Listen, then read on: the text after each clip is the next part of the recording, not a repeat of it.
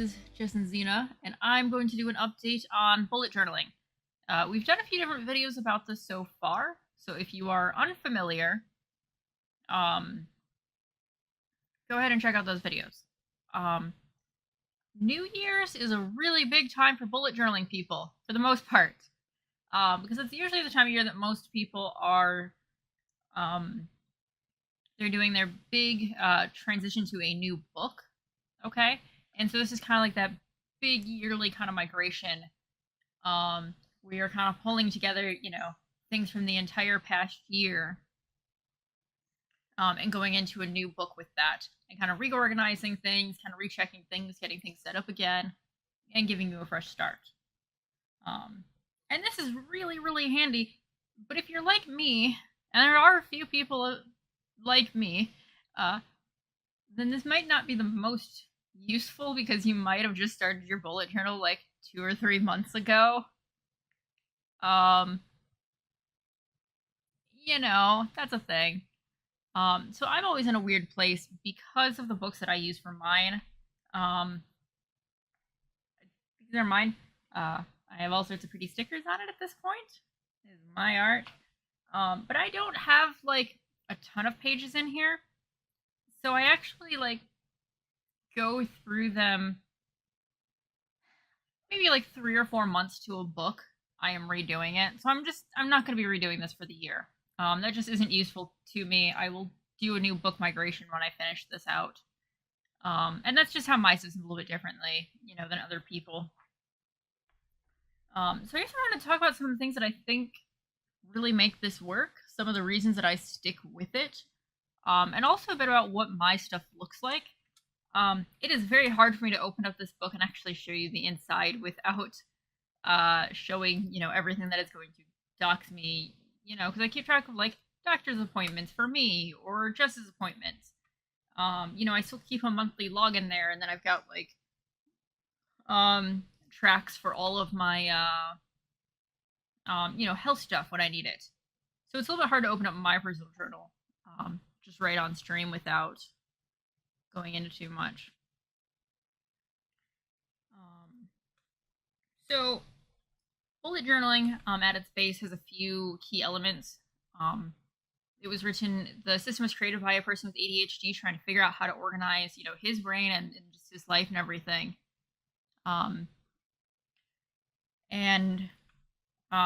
So some of the big things, your book has an index, super fucking helpful. All right, and there's page numbers, so you can just flip to anywhere and be like, here's the thing. I wrote down, the restaurant that told me about, the food allergies and stuff that I could have. I wrote them all down, and so now there's a, marker in my index for that, so I can always go back and refine that. And so then you also have your monthly logs, is one of the other big parts of this, where you keep track of, your monthly appointments. And the idea is that this is a page that is a finite amount of space. Okay, so it is intentionally designed that way. So you have to be like, okay, what am I actually doing? What's really important to me? What actually needs to happen and what doesn't? How do I sift through all of the 500,000 amazing ideas that I have during the day?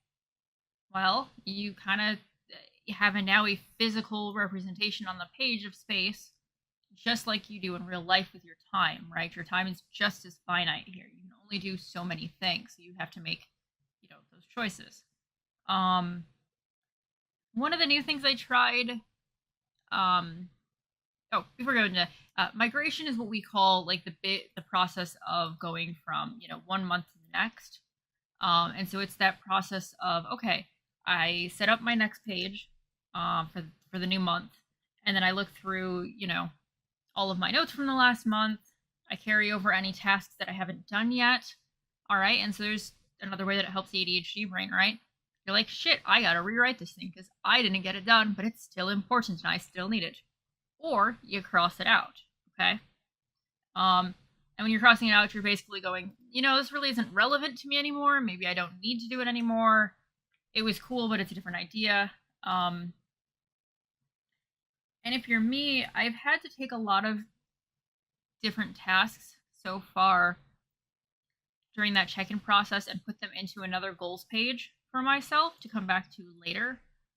I've been dealing with a lot of chronic health issues the last several months. And so a lot of my goals and things that I'm trying to, keep up on for self-care just I haven't really been able to do them. And it sucks a lot because, normal me would be able to handle that stuff and able to get those done. And I still really like them, right? There's things like learn how to use new programs to do digital art better to make stickers, various things with like watercolor and learning all of that stuff. So I've taken all of those things and I write those down, on a larger goal page just to give myself some way to, remember them and still have them be important to me, but not something that I have to do, right away in my monthly log kind of thing. So that's been a big one for me. The other part with migration that I've noticed is that I need to redo how I'm tracking other health stuff. Before I was trying, I had one line. I gave myself 2 lines for every day of the month, and so the first line would be like appointments, the second line would be whatever health stuff I'm tracking. And I found that really confusing. My brain just didn't make that work. It seemed like there was just weird spaces in my calendar, because I was still tracking, migraines on the other edge of it. And that might work for some people, but after like 2 months of that, I'm like, this is really hard to maintain. So I do need to switch that up. So for this last month, I'm giving myself a full page of just a regular monthly log for scheduling and stuff, and then the next page will have my full page of tracking just for health things. And so I can just, scribble notes down as I need to on there just separately. And, I number them the same way on both of these things. So if I flip back and forth, it's easier, at least for my brain, to go, okay, I can kind of map these things to the same days because they're in the same spots on the pages. So yeah, I think that's been some of the big stuff with my journal. I really do think that migration is the big key step with bullet journaling. That is, that having to check in with yourself, right? Having to go into your scheduling and go, okay, I really need to consciously plan out what I'm doing because I'm making my new pages again, right? I think those are the kind of the big key. And if you're not doing those pages, if you're not doing those steps, I'm not sure how well like bullet journaling as a whole is going to work for you. And that seems to be the key issue. When I see a lot of other YouTube videos have trouble with this or not really get anything from it, it looks a lot of times like they haven't really done that migration step. Because that really is like the self-exploration really is pretty big there.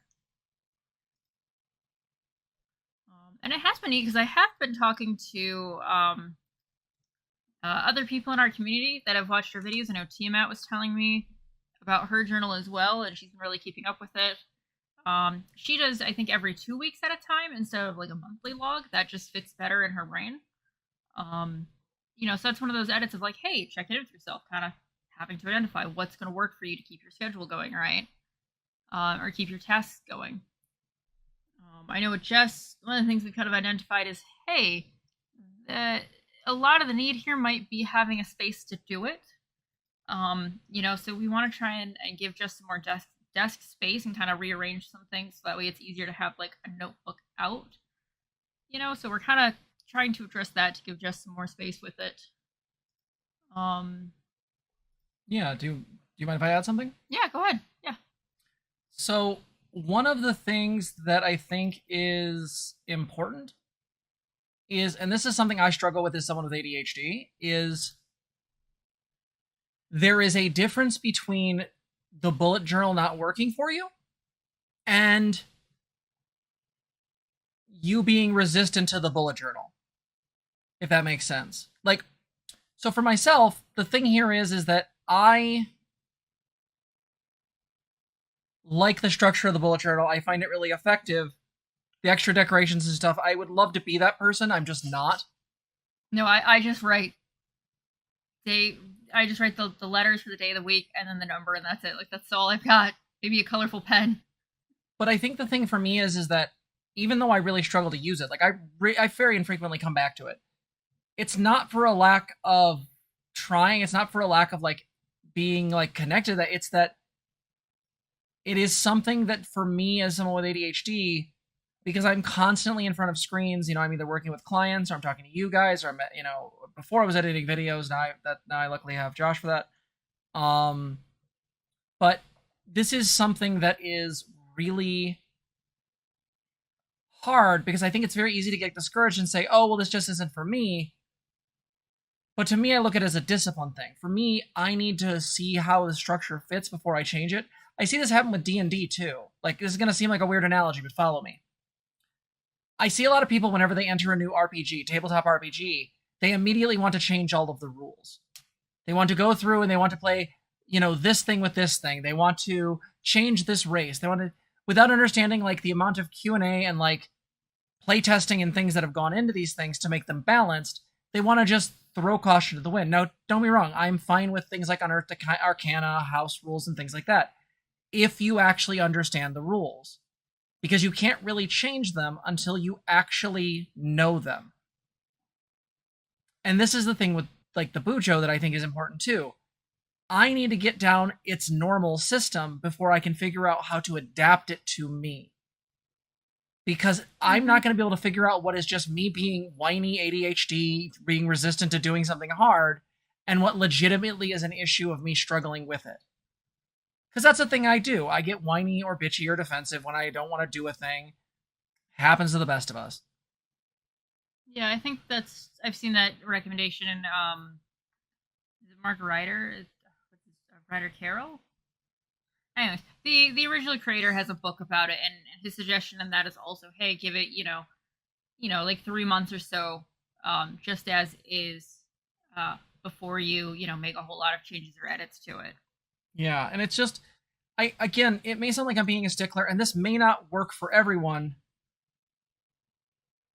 But again, this is what I come down to. Regardless of what system it is, until you understand the method of what they are doing, what is it there? Because every system is a communication, right? Everything's communication. Mm-hmm. And so, say whether it's the creator of the BuJo or Wizards of the Coast, the system they're providing is something that is structured with a very real and like intentional piece, right? They're not just doing things willy-nilly.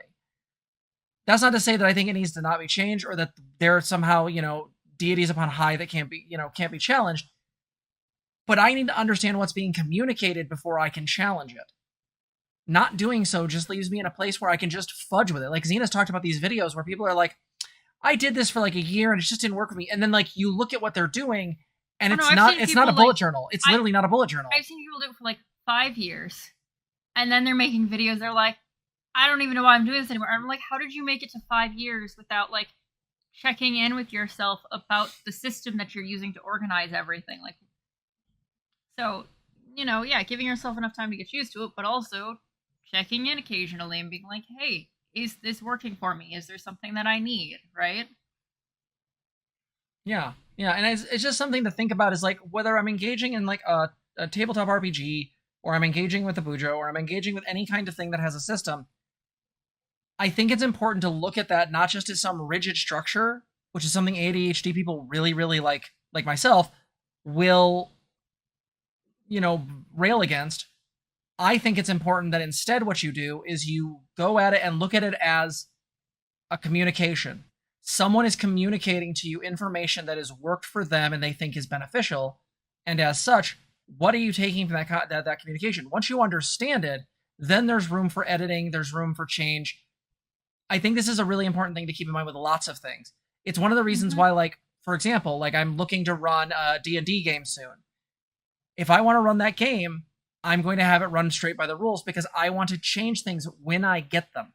Same thing with the BuJo. I'm going to keep knocking my head against it, even if I get frustrated sometimes, until I get to a place where I feel like it's second nature, and then I can make some changes. Make sense? Yeah. Scout said, I tried keeping up with the reflections, but it was just making things difficult for me. So I know TMAT does 2 weeks at a time. I tend to do a month. I do a month at a time.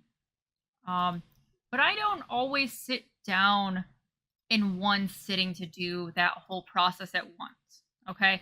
If there's a lot of chronic illness or it's a really busy time, I at least go through and just put the numbers down for the next month.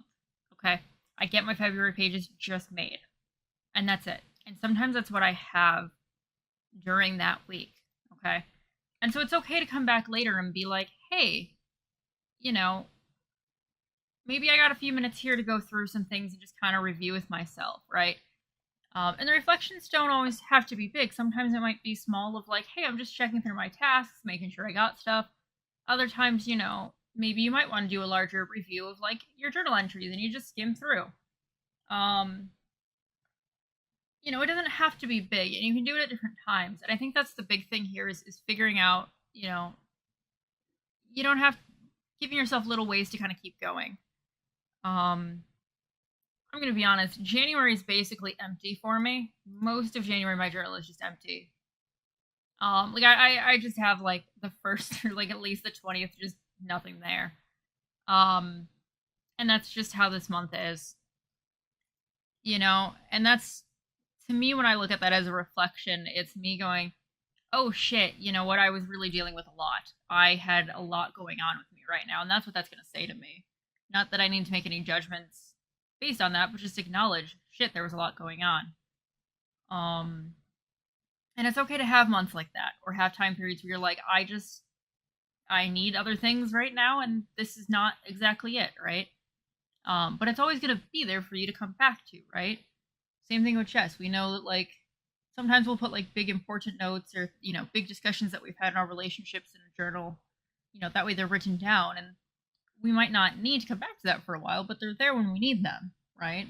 Well, and additionally, like, one thing I want to add real quick, and this is kind of my final thought on this, is I think it is really important to be gentle with yourself with these things. I know I was just saying beat your head against the wall with it, but paradoxically, there is a way in which, like, one of the things that we deal with, for example, in our relationship is, because of Zena's illness and because of my busyness, there are things that we set as goals, either, ways to work with my kid, or ways to get things done around the house, or projects that sometimes fall by the wayside. And sometimes that's because we legitimately can't get to them. And sometimes that's just because one of us or both of us forgot. And the problem is that you can bullet journal all you want about it, and that will be helpful. But I've also found that some days you're still going to miss stuff. So I think being gentle with yourself about these things and being honest with yourself about, like, again, this is what I like about the bullet journal, is as you transfer things over, is this thing really meaningful? If you have to write 100 times, clean that corner in your room, but you never get to it, then clearly it wasn't that big of a fucking deal. Yeah. So, but that's, I think, what I got. Yeah. Is there anything else you want to bring up on this topic? I guess we'll kind of turn it over to some questions. I think some of the other, if you guys want to write down some questions and kind of put them in, I will kind of answer.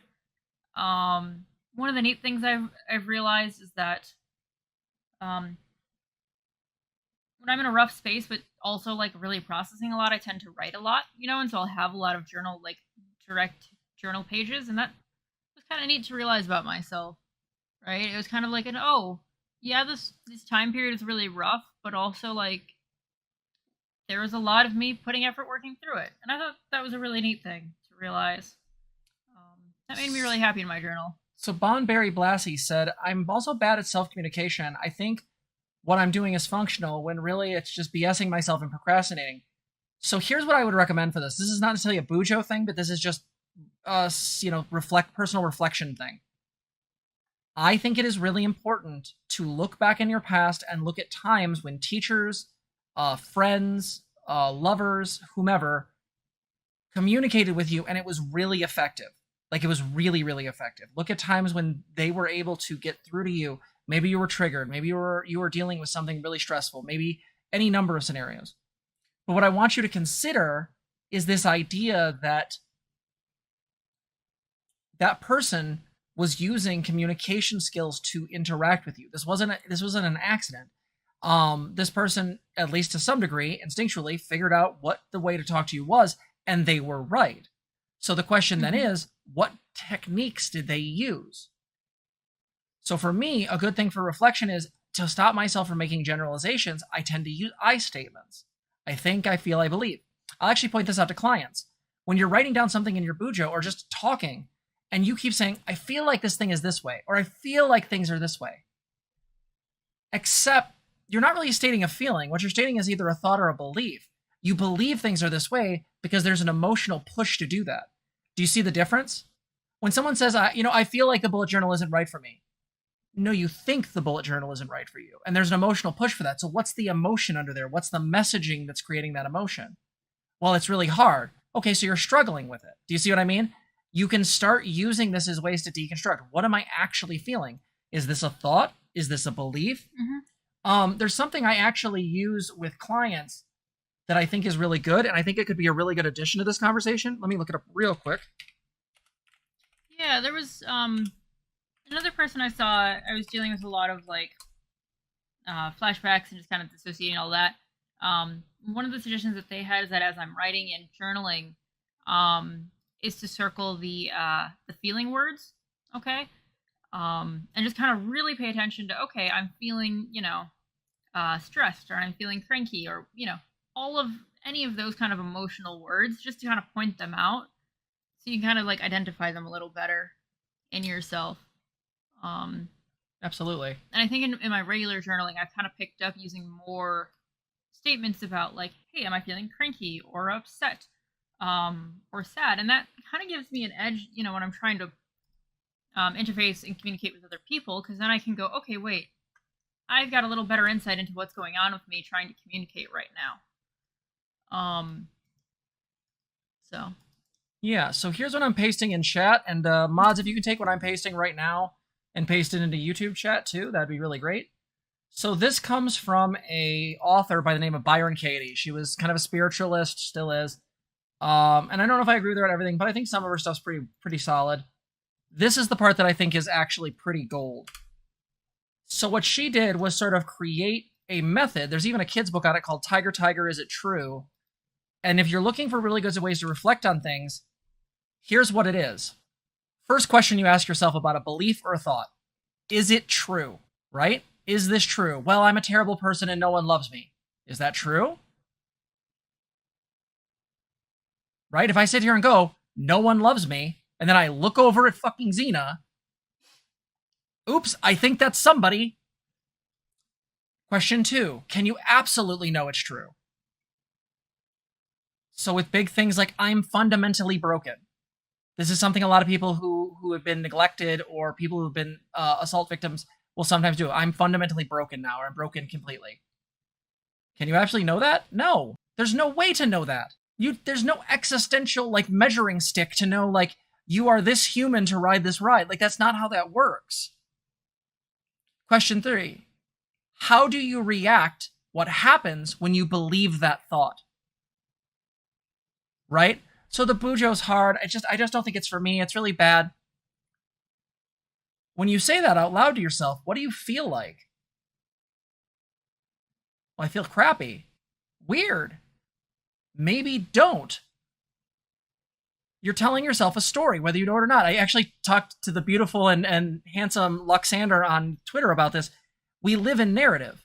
The narrative you're telling yourself in that situation is, this isn't for me. And it's not, and if that's coming from a place of like, you've really, really tried and you just aren't feeling it's working for you, that's fine. But in a lot of cases, what's happening is your own insecurities and self-worth are kicking in, and you're creating a narrative about, well, I'm just not good at it, or I'm dumb, or I'm this. Except when you say those things to yourself, those beliefs, they make you feel bad. That should be a clue that that's not the right direction. You're hurting yourself. Stop it. I like you. Don't hurt yourself. But are these what happens, right? Is this preventing you now from actually like having a system to address an issue, right? If you're still struggling. Yeah, absolutely. Yeah. And then question 4, and this is the one that's going to confuse everyone because it gets into the whole integral discussion. Who would you be without that thought? So if you're sitting there going, the BuJo's too hard, why would I do this? If you got rid of that, what would actually be there? Would you give it another shot? Would you come at it from a different angle? Is there a way that you could reframe your way of thinking about this that might actually make this much more accessible to you? See what I mean? we are, in many cases, our thoughts. We are, in many cases, the way the self is constructed is incredibly complex, but we live in narrative, and the thoughts are the way the narrative is constructed, or they're reflections of said narrative. So ask yourself, how would the story change if you actually got rid of these negative thoughts? Sometimes there are legitimate things we have to process and deal with. But other times, this is just not the case. There are sometimes things we tell ourselves, either because our abusive dad said it, or because some kid at school pushed us down in the mud and said it, or we just made it up based on the crappy behavior of people around us. Who would you be without that thought? If your dad told you were worthless every single day, guess what? Who would you be if you didn't have that thought? What if you didn't internalize his nonsense? I think that stuff's really helpful. So again, those questions are, and you'll see them on the live chat if you look at this video, or you'll see them in YouTube chat, or site chat, excuse me. Is it true? Can you absolutely know it's true? How do you react? What happens when you believe that thought? Who would you be without that thought? Play with it. See what happens. But you're looking for a way to have better self-communication? Start going at your thoughts. Interrogate your thoughts. Figure out what beliefs are underlying them.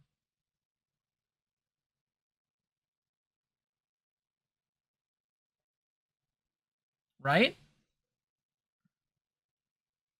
Sorry. No. I mean, this is all in there. Okay, I just didn't want to take over. I'm sorry. That's all good. Again, that whole like reflection part. Welcome, Julie Rose, the Starkey autistic witch. Welcome, you made it to site chat. There was somebody that was like, you make bullet journaling sound like a Dark Souls boss. I kind of do. I make everything sound like a Dark Souls boss, to be honest. And you know, there are things that Jess and I struggle with that are different. Things that come easy to me are things that may be hard for Jess, and vice versa, right? Like, yeah. Pepe, we love you too. Bonberry Balassi said, how is this easier to implement advice than a therapist or caseworker has ever given me? Because I'm too direct. This is actually a regular issue that I get with clients, is like, I've actually had to tell people like they're probably not a good fit for me. This actually happened recently with a client, because this client wanted somebody who was going to do the whole like, and how did that make you feel? And what came up there? There's a way in which people sometimes really want that because they want to stay in whatever they're dealing with. And sometimes that's appropriate. Sometimes they need time to gel where they're at. I'm bad at that because I'm impatient. Now you can say that makes me a bad therapist, but I tend to be proactive. Okay, I understand that happened to you in the past, but how is that affecting you now?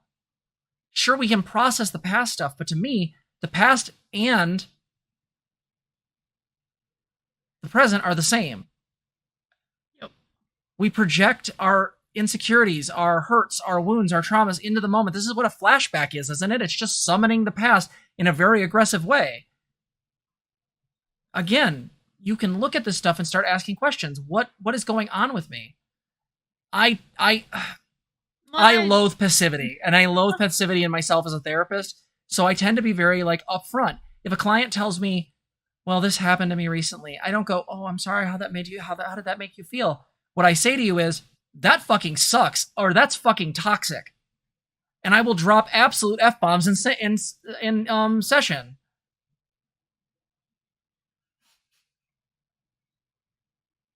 Like, I'm sorry, this stuff isn't hard. Like, I've gotten more teens to open up about things they just couldn't with other therapists by just simply doing two basic things.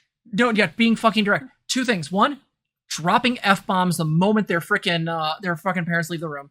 And then two, their parents are sitting there going, oh, you know, Timmy's just having such a hard time, and Timmy has this weird belief that he thinks he's a girl, and it's so hard, it's bad. And then I get the parent out, and the door closes, and I go, your parent kind of seems a little fucked up. You cool? What's up? Immediate fucking alliance, therapeutic alliance, go. It's super effective, because right then and there, I've allied myself with the kid, the real client. I don't mind working with parents, but when it's very clear to me the parents are in a adversarial relationship, I am going to take the side of my client every time. It's actually lost me clients. Parents have caught on to that and gone, guess what? They're like, well, you know, it's just not working. You know, we're feeling like this isn't a good fit. I told you to call your kid by the name they want to be called. This isn't hard. God, I gotta do that to your parents' video. No, we super do. We super do. No, this is.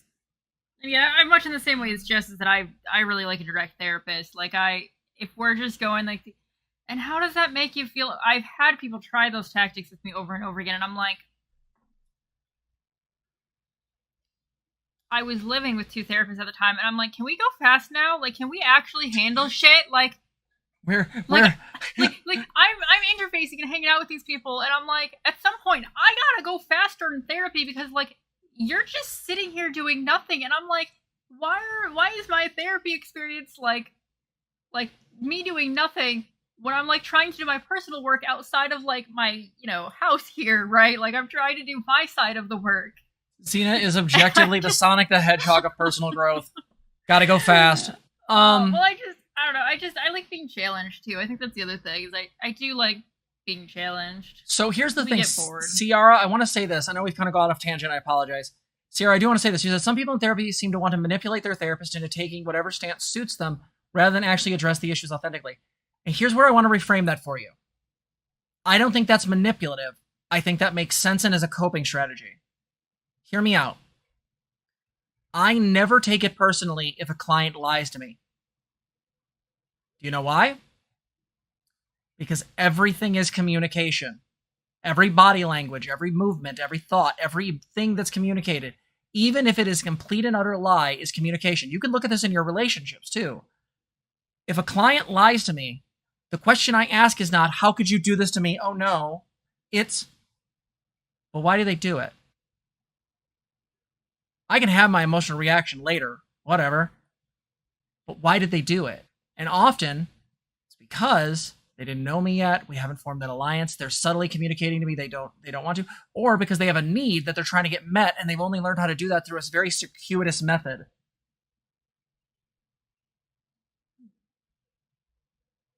Everything is communication. I cannot stress this enough.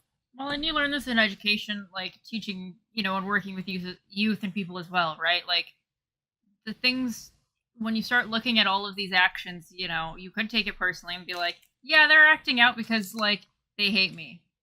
No. Whereas if you actually, start looking at that acting out as, okay, what is being communicated in this moment? Well, maybe they've got other needs that are going on. Maybe there's, ADHD, for example, or not, or something else going on in their life that is somehow erupting in that moment, right? Yeah. So, yeah. And to be clear on that, just to be super 100% clear on what I was saying too, is that there is a way that clients can sometimes try to push you in a direction because they're trying to take you away from the thing. But a good therapist should know that and not be confluent. Go back to our Gestalt video. I know it was like a year ago, but go look at it.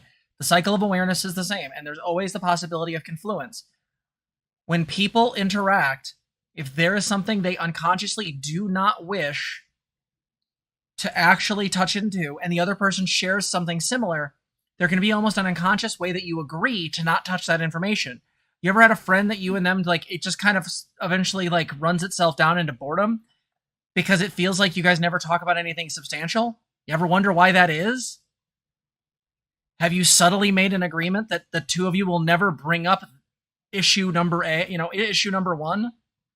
Because if you have, then it, of course, starts to break down, and the more of these sort of confluencies or landmines, because this is how codependence works, eventually will lead you to a stagnant relationship. This is true with romantic relationships too. Eventually you learn in a codependent relationship where all the landmines are and how never to bring them up, in which case the relationship becomes stagnant and stuck. Again, everything is communication. Everything you do is communication. If your part, this is me just being tangential, but these are related. Again, the best thing that was ever said to me was by a educational psych professor when I had to get 12 overrides at my university in order to go to a class in a different graduate program because they wouldn't teach me systems family therapy or family systems therapy, in my program because it was not the best. Actually, it was a really good program. Just there's holes. Here's the thing. He said, and I'm going to say this is so based. He asked the question, why do people cheat? Go ahead, chat. For those who have heard me before, I've made this rant. But who haven't been here before, if you know it, don't give it away. But if you don't know it, take a guess. Why do people cheat?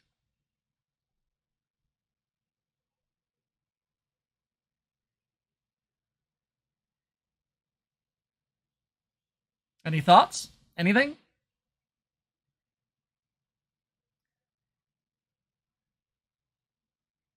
So, I'm not seeing a ton of responses yet, but that could be lack of satisfaction in the relationship. To succeed at something they either don't think they can do without cheating. I wouldn't know. I am a good boy. Promises. Kicks the baggage under the bed. Unmet needs. Insecurity yourself. Do you guys want the answer? To stay in the relationship. Think about it. If you want to sleep around, you can just do that as long as the people are consenting. If you're wanting to, say, just leave your wife, you just leave your wife. People cheat to stay in the relationship they're in. In a weird way, cheating is a form of triangulation. That is, you're adding another member into the system that is sort of acting as a heat sink for issues in the relationship. This is why, for example, the atypical person who cheated, and that could be for needs, it could be for a need for excitement. Maybe they've hit that stage in a relationship where there's legitimate difficulties and they want to go back to the fun, really exciting part of relationship. So instead of actually confronting their partner and trying to deal with it, again, the avoiding landmines and codependency, you instead go out and try to get those needs or that want or that desire met through another person. This is why the typical man cheating on his wife rarely goes and lives with his mistress. Why? Because he wanted a mistress, not a wife. He already had one of those. And if he really wanted his mistress to become his wife, he would have left his first wife. He doesn't, because he wants that relationship, either for security, either because there's financial responsibilities, or he still legitimately loves this person. This is why the whole notion of cheating and lying about it, saying the person doesn't love you, is really weird, because it's an assumption that isn't in reality. Feel me? This is the ways that we communicate with each other. These are the ways we interact with each other. And again, BuJo can be really good for this. Write down and go through each of the different ways that you think. If there's a regular narrative you tell yourself, tear that fucker apart. Yep. If there's a way in which you're trying to figure out, okay, my partner cheated, how do I deal with that?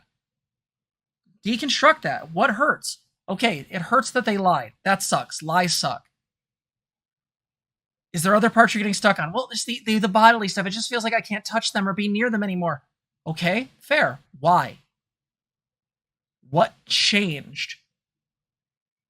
Well, it feels like they broke the intimacy of the relationship. Okay. That's fair.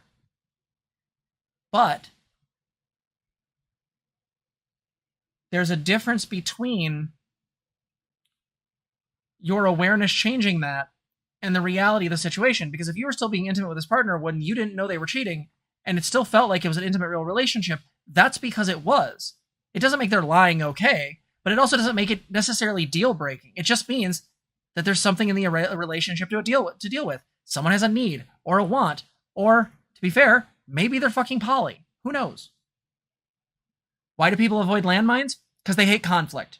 Oh, absolutely, yeah. Yep. Full stop. They hate conflict. They hate conflict because we're afraid that... well, let me say it this way. Why are people afraid of conflict? Because they're afraid that the other person will either hurt them in some way or leave them. I don't want to tell my partner why this bothers me, because then they would leave me and I would be all alone and it would be sad. And a lot of us don't learn how to deal with conflict, especially if you grew up in an abusive household, right? Or you didn't get you didn't get any positive messaging for how conflict goes, right? Sometimes it's past trauma. Bonberry Blassie said, avoiding emotions because they're not my jam. Work on it. Yep. This is a skill. It's not something you're just born with. Maybe she's born with. Maybe it's a decade of therapy. Seriously, no, there's a reason we good childcare workers, like, we try to start this early with people and like help kids understand what they're feeling, but it really is a lifelong endeavor, right? Like, this stuff doesn't just, you can always keep feeling things, right? It doesn't just magically stop because we grew up. We keep dealing with life. So Yeah, so I apologize for the rant. I will say this is that, like, this is all stuff that the BuJo can be helpful with, because writing this stuff down and sort of interrogating your thoughts, using those 4 questions, or doing the best you can to try to understand where you're coming from. This stuff's important. If you don't work well with emotions, ask yourself why. What do those emotions do? Is it when emotions come up strongly, do you feel uncomfortable? Do you suddenly feel like you're going to get reactive? Maybe you'll turn violent. Maybe you'll become shameful. Is there some way that emotions have been communicated to you to be bad or wrong? And I think there's especially a lot of benefit in the actual writing of this stuff, and not just keep it spinning and ruminating in your head, right? Just ruminating is just going to lead you in circles, anxiety, anxious, whatever else. Actually getting it down, actually putting this somewhere in reality and having to look at it and go, oh, that's happening. Like, that's actually a thing going on in me, right? And journaling is great because no one else ever needs to see it. You can just put down whatever the fuck you want, and it's okay if it's your first random awful thought and you're like, wow, that's a thing. But again, no one else needs to deal with this journal but you, right? Like, you don't have to ever answer this to anyone else. So particularly that writing stuff. Yeah. One of the useful ways I've found with bullet journaling also is they usually use circles for like events. And if something happens in life that, like, I don't really have a chance to deal with, but I want to remember to come back to it, right? Like, maybe, like, shit, I still got to move on with my job. I still have to go get groceries and other things, but this thing's really bothering me. You know, I might put a circle and be like, hey, had a fight with so-and-so. And, you know, that way it's down somewhere, and I remember that, like, I can come back to that later, right? And I can kind of deal with and process whatever it is later. Because, there's like, I need groceries, I do, but also this thing is bothering me. And so that's one of the helpful ways that I've used, bullet journaling and, my regular, like, self-journaling. Absolutely. Yeah. Feel like we got anything else on this one? I think we got most of it. Got some extras in there too? Oh, no, there's some awesome extras in here. This is why I love this person. Like, so before we end, I do want to use a quick, just really good quote from Byron Katie that I think is really good. And this doesn't mean I, support everything she did, blah, blah, blah. I just think it's a really good quote. And it says, "A thought is harmless unless we believe it. It's not our thoughts, but our attachment to our thoughts that cause suffering. Attaching to a thought means believing that it is true without inquiring. A belief is a thought that we've attached to, often for years." We'll see you next time. If you like this video, please like, comment, and subscribe. Also, consider donating to us. You can support us on our website, transgirltherapist.org. You can also help us on our Patreon, link below, or you can become a member here on YouTube. Thank you so much for watching.